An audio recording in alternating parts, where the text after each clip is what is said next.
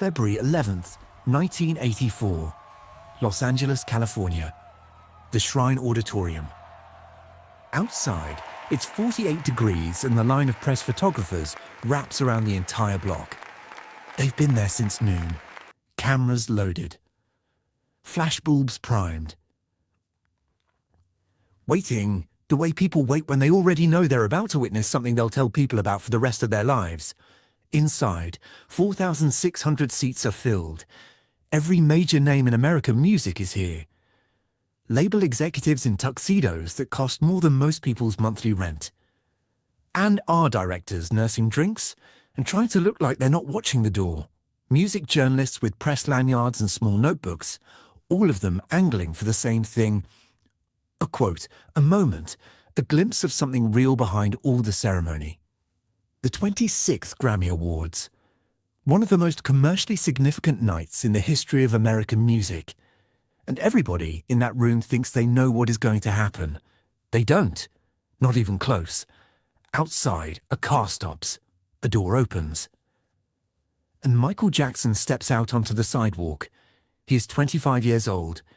He is wearing a single rhinestone-studded glove on his left hand, a sequined military jacket with red piping down the arms, and a pair of aviator sunglasses so dark they look like mirrors. The photographers lose their minds. Not professionally, not politely, completely. People are screaming his name from behind the barricades. Security forms a wall around him, but it barely matters, because Michael doesn't flinch, doesn't hurry, doesn't do anything that suggests he even registers the noise. He just moves forward, calm in the middle of a storm he has been living inside for 3 years now, ever since Thriller came out in November of 1982 and broke every commercial record that existed and then broke them again. He walks through the doors, and somewhere in the backstage corridor, in a narrow hallway behind the main stage wing, lit by a single row of overhead fluorescents, a man is already waiting for him.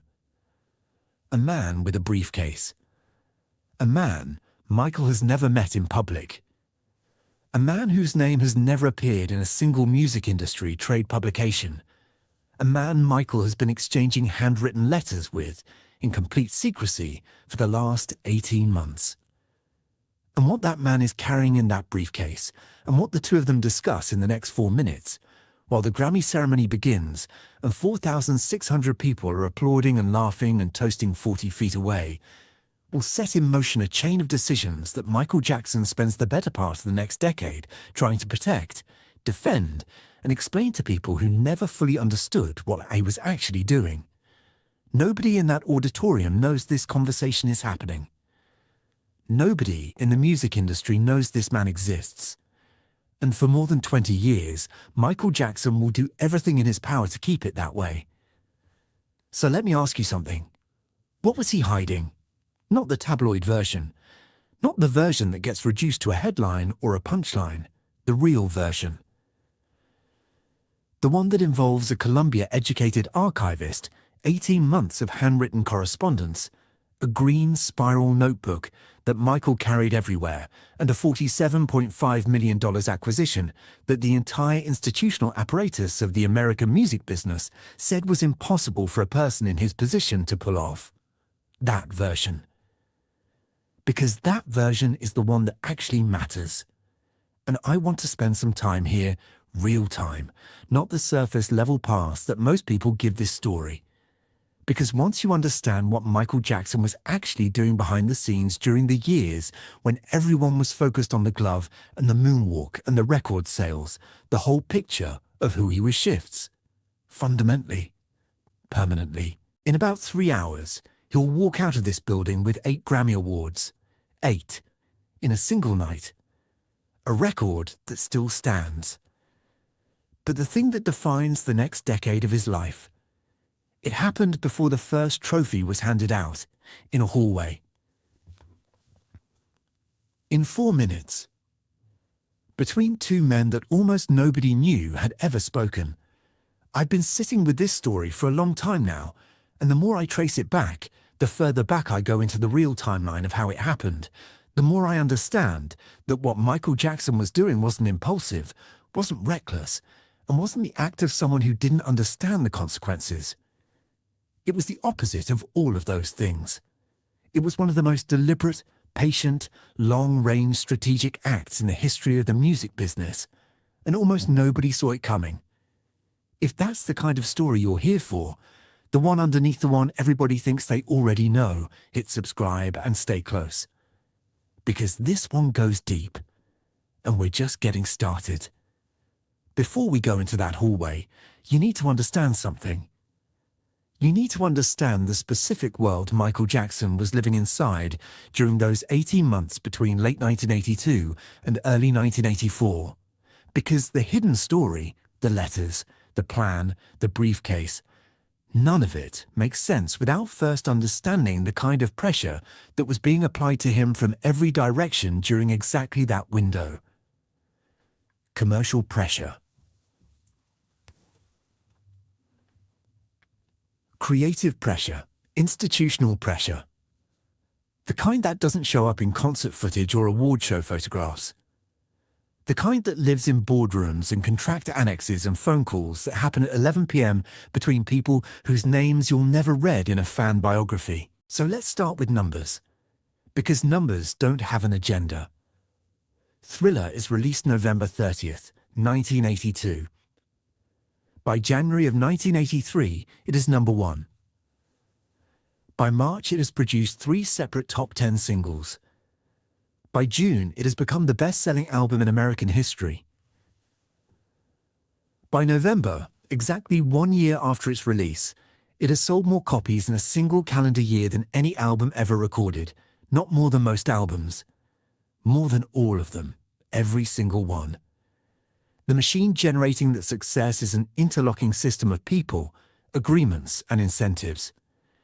And you need to know who those people are, because they are not background characters in this story. They are the architecture of it. The first person is Walter Yetnikoff. He is 52 years old, the president of CBS Records, Michael's parent label.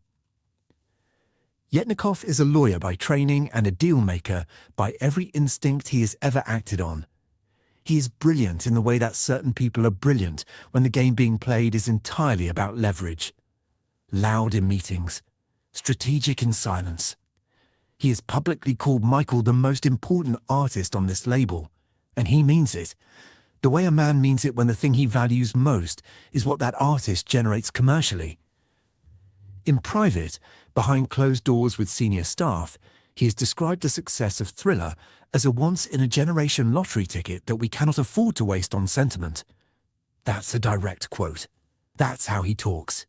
And that tells you everything about his worldview. Artists serve the commercial machine, not the other way around. The second person is Ron Weisner. He is 38, one of Michael's co-managers. Soft-spoken in a way that occasionally gets mistaken for passivity, but isn't. Weisner is meticulous, architecturally precise about the business structure of Michael's career, and he has been a quiet presence in Michael's professional orbit since the late 1970s. He understands the deal landscape better than almost anyone in the room. And recently, in the months leading into 1983, he has begun to notice that certain financial arrangements connected to the Thriller era don't quite add up the way they should. He hasn't said anything yet. He's paying attention. Filing things away. Watching. The third person is John Branca. He is 33, Michael's entertainment attorney, considered by peers to be one of the most technically skilled music lawyers working in Los Angeles at that time. Branca is the man who structures Michael's deals, negotiates the royalty frameworks, drafts the agreements, and serves as the primary interface between Michael Jackson, the artist, and Michael Jackson, the commercial entity. He is charming and meticulous and genuinely protective of his client. He is also, by necessity, navigating a landscape where multiple powerful interests don't always point in the same direction. That's the job. That's always the job. Now here is the thing I want you to hold on to as we move through this story. Michael Jackson, at 25 years old, is generating more revenue per quarter than most mid-sized record labels. But he has almost no direct control over the architecture of how that revenue flows, where it accumulates, or what decisions are being made in rooms he isn't in. He is, by every external measure, the most powerful entertainer alive, and by almost every structural measure, the most managed. Think about what that actually means. Not abstractly, concretely, the most famous person on earth, surrounded at all times by people whose financial interests are deeply intertwined with his commercial output, operating inside a system that is designed to process his talent efficiently and receiving, in exchange, a version of control that looks like control from the outside but functions very differently up close. Outside the machinery, his daily life is quieter than people imagine. He is living at Havenhurst, the Jackson family compound in Encino. He sleeps at strange hours. He spends long stretches of time alone, reading, sketching, watching old Gene Kelly films on a projector in a room he's set up for exactly that purpose.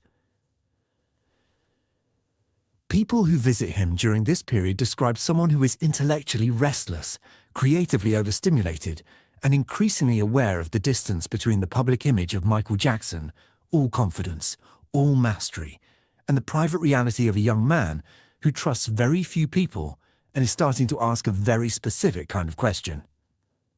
Not about music, not about the next album, about ownership. And sometime in the summer of 1983, he begins writing letters. Not to his lawyers, not to his managers, to a man who had never worked in the music industry a single day in his life. His name is Gerald Hartfield. He is 57 years old. He is not a music executive, not a lawyer, not a producer, not a manager, not a publicist, not anyone whose name you would find in a Billboard directory or a label org chart. He is an archivist. Specifically, one of the most respected private estate archivists in the United States, a man whose entire professional life has been built around the authentication, cataloging, valuation, and discrete long-term management of creative estates belonging to artists of genuine historical significance. He has a PhD in art history from Columbia University. Class of 1951.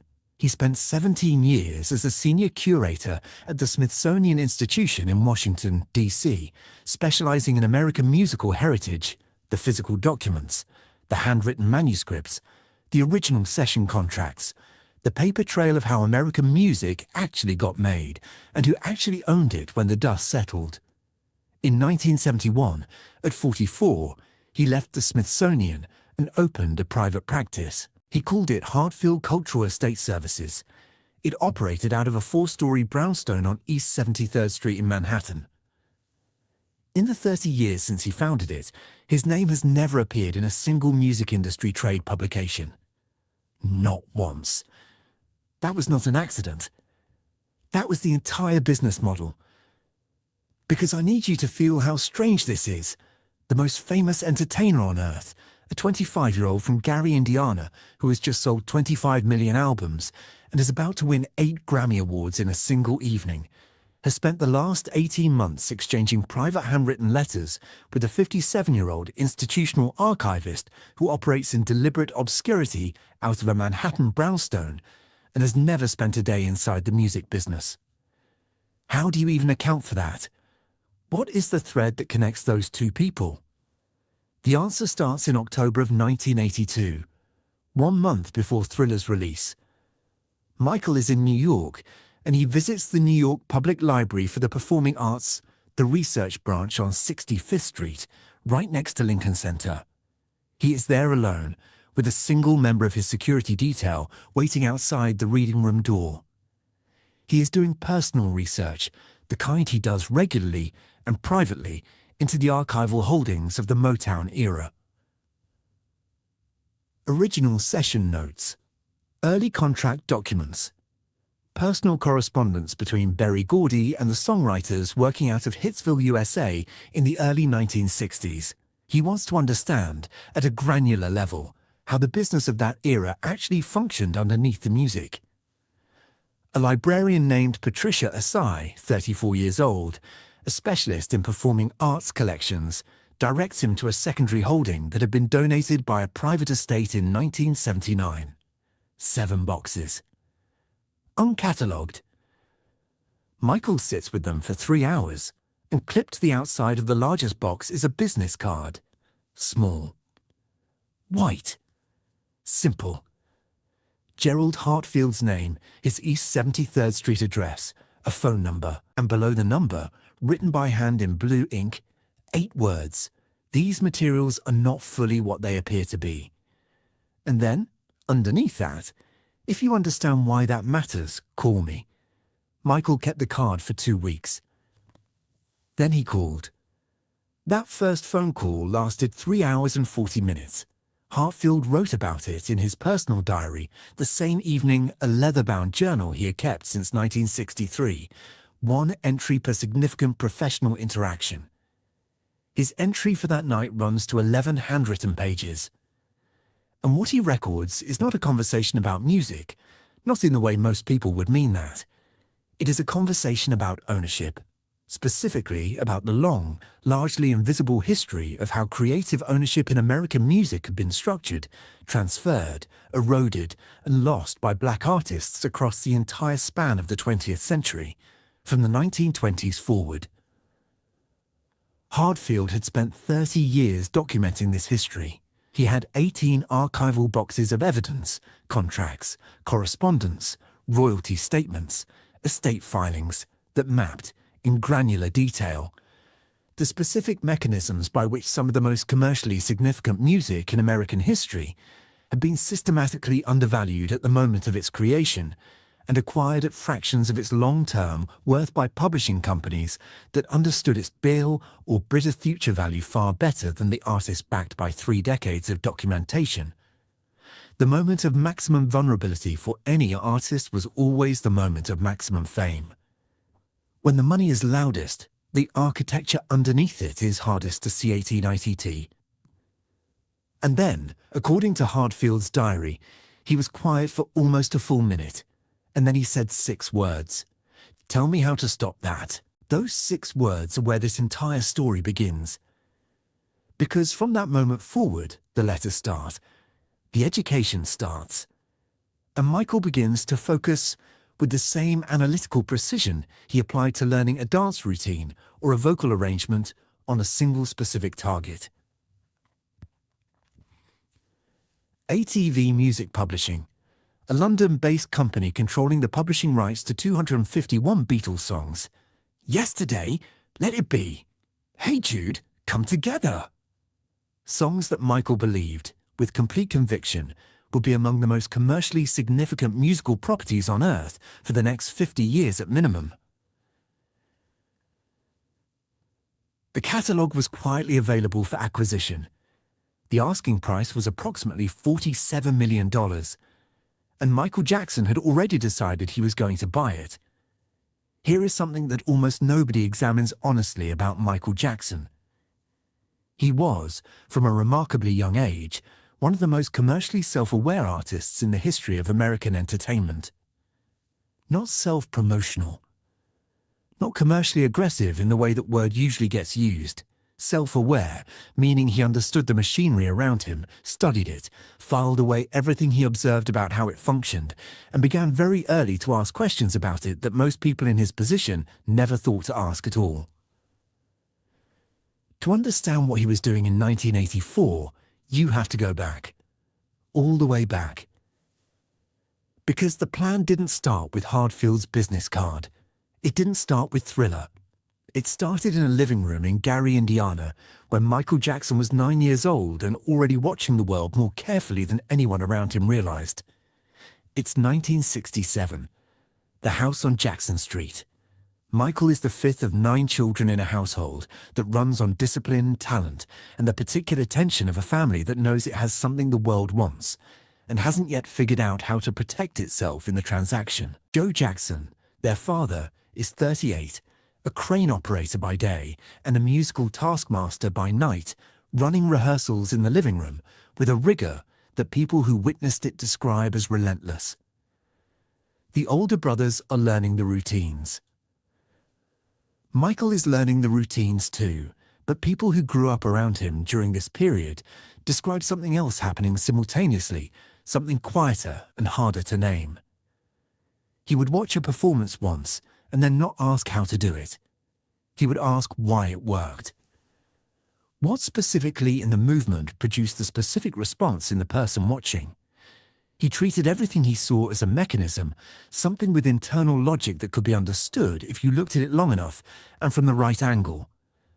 That distinction sounds small. It isn't. It is the distance between mimicry and mastery, and Michael was living on the mastery side of it before he hit double digits. Fast forward to 1969. The Jackson 5 sign with Motown Records. Michael is 11. And by every account from people present during that period, he is fully aware, in a way that an 11-year-old should not be, and almost certainly was not supposed to be, that what is being signed is not simply a recording agreement. He asks his father questions that nobody has coached him to ask. What do we own after this? Who owns the songs when we're done? What happens to the recordings in 20 years? Joe Jackson doesn't have satisfying answers. And Michael watches. He watches the machinery process his family's talent. He watches the money move in directions that nobody explains clearly. He watches the gap, the specific structural gap, between what the Jacksons produce and what the Jacksons receive. He's 11 years old. He is already keeping score. I keep coming back to this image of him, this child, standing slightly apart from everything, watching, not bitter, not resentful, just watching, storing, building a picture of how the world actually works underneath the version of it that everyone performs for each other. Now jump to 1975. The Jacksons leave Motown for CBS and Epic Records. Michael is 17. In the months before the transition is finalized, he does something that his attorney at the time, a 39-year-old entertainment lawyer named David Coleman, later describes to a colleague as unlike anything he had experienced with any client of any age. Michael asks for the original Motown contract, all 47 pages of it. He reads the entire document, and then he asks Coleman to sit with him and annotate, clause by clause, every provision that pertains to ownership, royalties, and the post-termination rights of the label over recorded masters. Coleman later says, "I have never had a client read a contract with that degree of attention. He didn't want to know what it said. He wanted to know what it meant in practice, 20 years from now. 20 years from now." Sit with that for a moment. 17 years old. In the middle of one of the most commercially significant career transitions in the history of popular music. And the question he is asking is not about the advance, not about the tour support, not about the creative control provisions that most artists fight over. The question is, what does this mean 20 years from now? That phrase becomes the spine of everything that follows. Because from that point forward, Michael begins a private research project that he shares with nobody. He starts compiling, by hand, a list. A running catalogue of music publishing assets, songs, catalogues, estates that he believes are undervalued on the open market relative to their historical performance and their projected long-term commercial trajectory. He cross-references chart performance against film and television licensing history. He tracks estate transitions. He notes when catalogues change hands and at what valuations, and whether those valuations make sense given what the songs have already earned and what he believes they will earn. He keeps this list in a green spiral-bound notebook. He updates it every 3 months. He carries it with him constantly, on tour, in the studio, at Havenhurst, in hotel rooms at 2 in the morning when everyone else on the floor is asleep. By 1980, during the recording of Off the Wall, the notebook has 78 entries. By 1982, it has over 100. And sitting at the top of the list, underlined twice and marked with a single asterisk, is a catalogue that Michael has been tracking since 1978.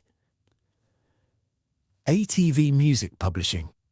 251 Beatles songs, controlled by an Australian media magnate named Robert Holmes à Court, 42, who acquired it in 1969 and has been quietly signaling through intermediaries that he might be willing to sell. Every music industry insider who knows it's available has looked at it and walked away. Too expensive. Too complicated. Too politically sensitive, given Paul McCartney's very public desire to reclaim the Beatles' catalogue. The consensus view, across every major label and publishing entity that has evaluated it, is that it is not a viable acquisition for any single buyer. Consensus views are often just the shape of what most people are afraid to attempt. Michael had been watching this catalogue for 6 years. He had been building toward it, educating himself toward it, constructing the financial and strategic architecture to reach for it. The conversation with Hardfield hadn't planted the idea. It had given him the final vocabulary to execute it, and on the night of February 11th, 1984, walking into the Shrine Auditorium with 8 Grammys ahead of him and a briefcase changing hands in a backstage hallway, he was closer to it than anyone in that building could have imagined. It's August 10th, 1985. Saturday morning. Los Angeles. The offices of John Branca sit on the 12th floor of a Century City office tower, and from the conference room you can see west all the way to where the Santa Monica Mountains flatten into sky. The room is all glass and clean lines, and the particular kind of quiet that expensive spaces have, the kind that makes everything said inside them feel more permanent than it probably is. 4 men are waiting when Michael arrives. John Branca, 34, is already seated at the far end of the table. He has known about the acquisition for 4 months. He has been the legal architect of its final execution, working the documentation, managing the intermediaries, keeping the timeline clean and the circle of knowledge deliberately small. He knows what is about to happen in this room. He is the only one who does. Walter Yetnikoff, 53, is standing near the window with a cup of coffee he hasn't touched. He has been told this is a strategic meeting about Michael's next album cycle. He arrived 15 minutes early, which is what Walter Yetnikoff does when he believes he is about to be in charge of something. Ron Weisner, 39, is at the table with a yellow legal pad in front of him. He has been told there is a significant business announcement. His expression is the careful neutral of a man who has learned to wait before reacting. And then there is the 4th man. Paul Whitmore, 47, Senior Vice President at CBS Records Publishing Division, silver-haired, compact, the kind of still that reads as patience, but is actually something closer to calculation. He has a reputation in the industry for 2 things, a precise memory for numbers and an even more precise memory for slights. He has been invited to this meeting because Branca felt the label's publishing interests needed direct representation. It will turn out to be the most consequential guest list decision of the entire episode. Michael arrives last. He is wearing a plain grey sweater and carrying a cup of tea. He sets the tea down, thanks everyone for coming, looks around the table once, and speaks. I want you to know that as of yesterday, I've completed the acquisition of ATV Music Publishing. The deal is done. The catalogue is mine. Branca will later describe what follows as the longest 4 seconds he has ever experienced in a professional setting. Then Yetnikoff speaks. He is not gentle about it. He does not warm up to his point or find a diplomatic approach. He tells Michael, in language that leaves nothing open to interpretation, that this acquisition is a serious problem. That CBS Records has had a sustained internal interest in the ATV catalogue. That the label expected reasonably, he says, given the depth and duration of their commercial relationship with Michael, to be part of any acquisition conversation involving a catalogue of this significance. That proceeding without consultation represents a fundamental breach of the collaborative trust that both parties have invested years in building. And here is the thing, he is not entirely wrong. CBS had discussed ATV internally. They had looked at the numbers, run their analysis, and decided the price was too high and the complications too significant. They had passed. But that was their decision to make about their own bid. They had not imagined, apparently, that their artist would simply go around them entirely and do it himself. That is what has cracked something in Yetnikov's composure, not the acquisition, the autonomy. But I want you to watch Whitmore, because Yetnikov is the loudest thing in the room and Whitmore is the most dangerous. Within 48 hours of this meeting, Whitmore will make 3 phone calls. To a music industry attorney in London, to a senior partner at a media investment firm in New York, and to a journalist whose name we don't need to get into here, who covers the business of music for a major trade publication. Those 3 calls will set in motion the first organized institutional effort to complicate, challenge, and where possible undermine the legitimacy of what Michael has just done. But that's 48 hours from now. Right now, everyone is looking at Michael, and Michael sets down his cup of tea. He says, "I understand this is unexpected, but I want to be clear, I didn't do this to create a problem. I did this because I believe the greatest artists in the history of popular music deserve to have people who value their work as much as they do making decisions about that work." He looks around the table. 1 full pass, unhurried. I hope that makes sense to everyone here. Then he stands up, thanks them again, and walks out. The meeting, from his first sentence to his last, lasts 11 minutes. Here's why that matters, not just as drama, but as history. What Michael Jackson did in closing that ATV deal represented something the music industry's ownership structure was specifically designed to prevent. Publishing catalogs of that magnitude didn't move through individual artists. They moved through institutions, labels, investment firms, entities with the legal infrastructure, and the financial backing to absorb the complexity of what a catalog like that actually involves. The unspoken rule was that artists generated the cultural value and institutions captured the long-term financial upside of it. That was the arrangement. That was how it had always worked. Michael had just walked into a room, announced that he'd broken that arrangement, and walked back out in 11 minutes. The door closes behind him. The room is quiet, and Paul Whitmore is already reaching for his phone. Nobody tells you about the part that comes after winning. They tell you about the preparation. They tell you about the courage it took.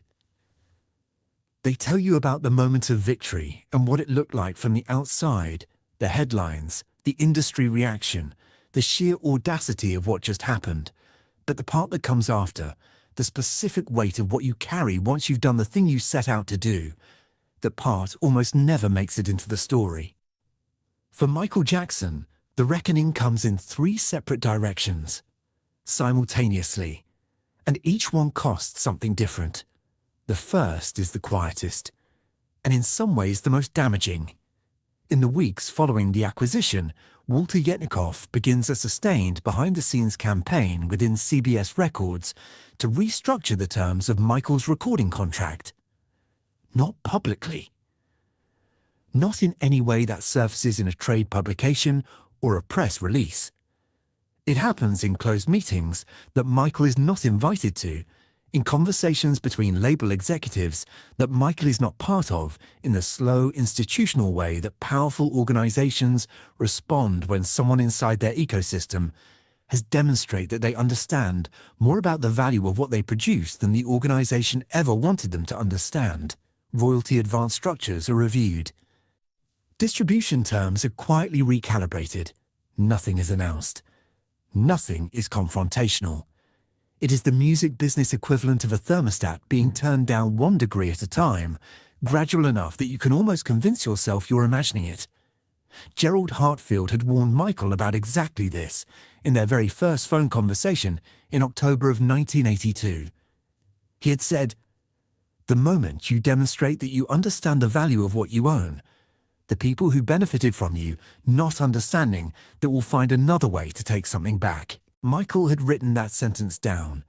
He kept it on a folded piece of paper inside the green notebook. He's reading it again now, in a different context, with a different kind of weight behind it. The second cost comes from Paul Whitmore's 3 phone calls. The journalist Whitmore contacted a 41-year-old trade reporter named Alan Grist, who has covered the business side of the music industry for 11 years and has a reputation for understanding exactly where the institutional bodies are buried. Begins receiving a series of background briefings in the weeks after the Century City meeting. The briefings are not about the acquisition itself, they are about the framing of it. Specifically, they are designed to establish a particular narrative that Michael Jackson's purchase of ATV was not a brilliant strategic investment made by a commercially sophisticated artist who had spent 15 years preparing for exactly this moment. It was a vanity purchase, an impulse buy, a 26-year-old entertainer with too much money and not enough advisors, who stumbled into ownership of a catalogue he doesn't fully understand and will almost certainly mismanage. These briefings don't appear as front-page stories overnight. They accumulate. They inform the way certain figures in the industry talk about the acquisition at dinners and in green rooms and over drinks after industry panels. They plant a specific seed, lucky, not smart, and then they water it patiently and wait.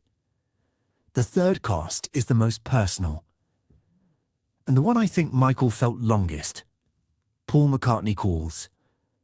McCartney is 43. He and Michael had genuinely bonded during the recording of their collaborations in 1983. Two men with a rare mutual appreciation for the craft underneath the commercial machinery. McCartney had publicly and privately wanted the Beatles' publishing rights for years. He had believed, based on those conversations, based on the warmth of the friendship, that Michael understood how he felt about this. That if the catalogue ever became acquirable, Michael would at minimum have called him first. The call lasts approximately 20 minutes. McCartney is not hostile. People who heard Michael describe the conversation afterward are consistent on that point. He is hurt. There is a difference, and it matters. He says something close to, "I thought we were friends." And Michael, who is genuinely fond of him, who means it when he calls the friendship real, says, "We are friends." But this is also business, and I learned a long time ago that those two things have to be able to coexist. McCartney doesn't have an answer for that. Neither, really, does Michael. The friendship doesn't end. But something in it shifts that afternoon and never fully shifts back. In December of 1985, 4 months after the acquisition closes, while the institutional retaliation is still quietly running and the trade press narrative is still accumulating, Michael gets on a plane to New York. He visits Gerald Hartfield. They have dinner at a small restaurant on the Upper East Side that Hartfield has used for private client meetings for 15 years. White tablecloths, no music playing. The kind of place where the staff recognizes discretion as a form of hospitality. Michael arrives early. He orders tea. When Hartfield sits down, Michael looks at him and says, "I thought winning the thing would feel different than this." Hartfield is quiet for a moment. He has spent 30 years managing the estates of artists who created things of lasting cultural significance, and he has sat across from enough of them at enough tables to understand what Michael is really saying, which is not that he regrets the acquisition, not even close, but that nobody prepared him for the specific texture of what it feels like to be right about something and pay for it anyway. Hartfield says, "It never feels the way you think it will, but 20 years from now, you'll understand why you did it." Michael laughs, a real one, because 20 years from now is the exact phrase he used at 17 years old, sitting across from his attorney David Coleman with 47 pages of Motown contract language spread across the table between them. The same phrase. 20 years from now. He had started asking that question as a teenager. Now he was living inside the answer. He had done what he set out to do. He had protected something he believed deserved protecting. And now he was learning the thing that follows every genuine act of courage, if you're paying attention, that the protection always costs something. That the cost is real. That it doesn't cancel what you did, but it doesn't disappear either. That's the part nobody puts in the victory story. That's the part that was true for Michael Jackson in December of 1985, sitting at a white tablecloth table on the Upper East Side, drinking tea, 20 years from now already in the rearview mirror. Now, I want to zoom out. Because this story stopped being only about Michael Jackson a long time ago. Maybe it never was. Think about what we just walked through together. A boy from Gary, Indiana, raised inside a family whose talent was processed more efficiently than it was protected. A child who watched the machinery of creative commerce absorb his family's gifts and redirect the proceeds in directions nobody could fully trace or challenge. A teenager who read a 47-page contract at 17 and asked what it meant 20 years from now, because something in him already understood that the present moment was not where the real value lived.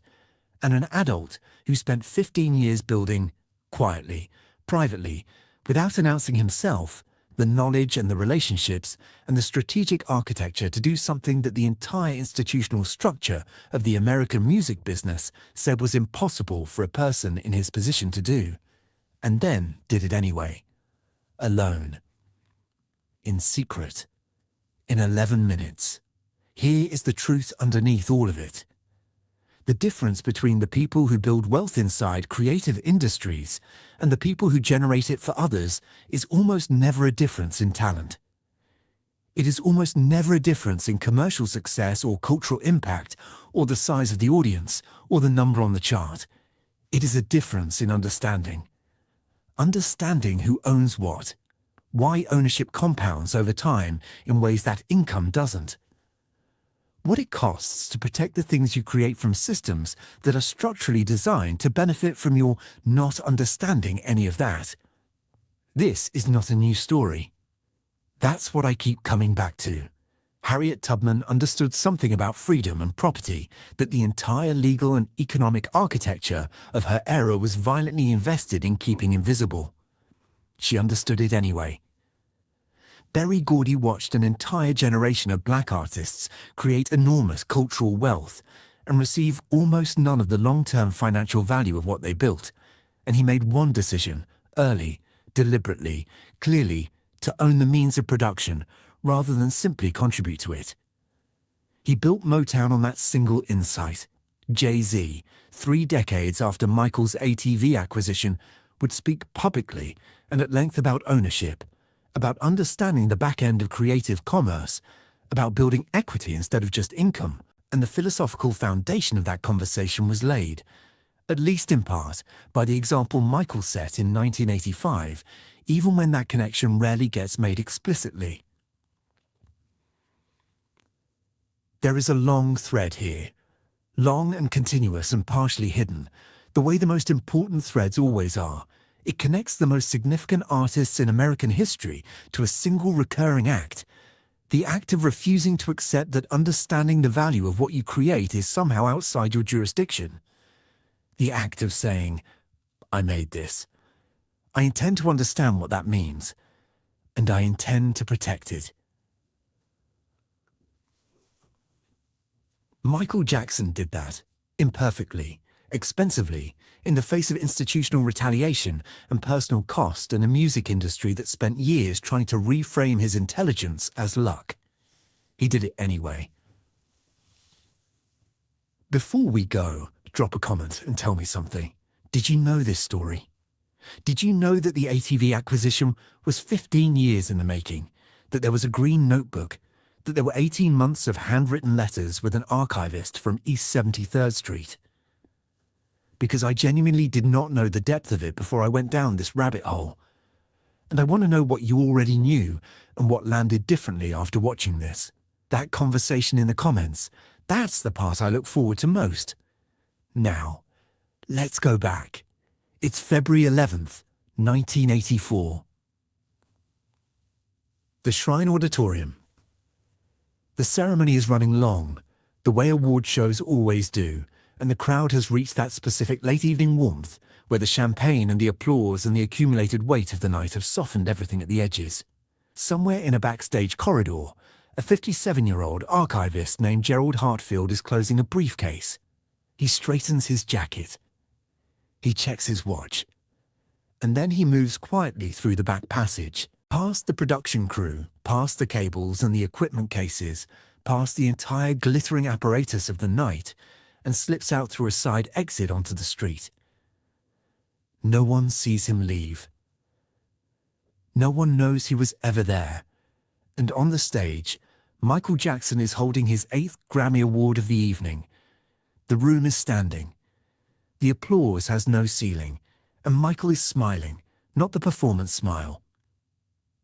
Not the one calibrated for cameras and crowds and the consumption of 4,600 people. The other one. The quiet one. The private one that lives behind the public face and only shows itself when something real has happened. If you knew what to look for, you could see it. He was never just dancing. He was always building something. And now you know what it was. If this story meant something to you, share it with someone. The people who built things quietly, who played a longer game than anyone around them understood, who paid the cost of their own vision without making a speech about it, those stories deserve to travel. Subscribe if you haven't already, and I'll keep bringing you the ones that don't make the front page but probably should have. Leave a comment. Tell me what stayed with you. I read every single one.